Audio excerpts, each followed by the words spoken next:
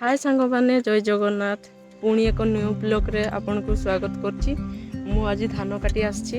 ए फाळटा पूरा कटा सरिलानी।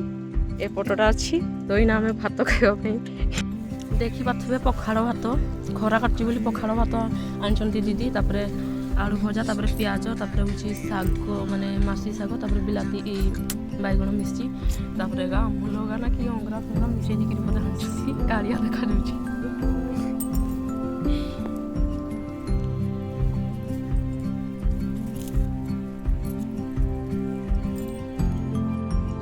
खाइबाटा ही अलग मजा था।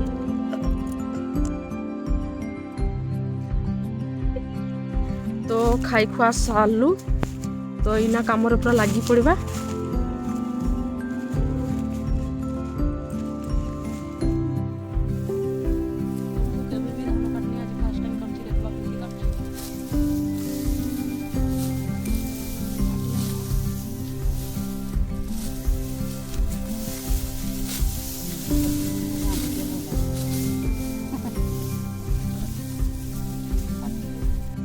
एभे काम सरला एभे घर को जाऊचु।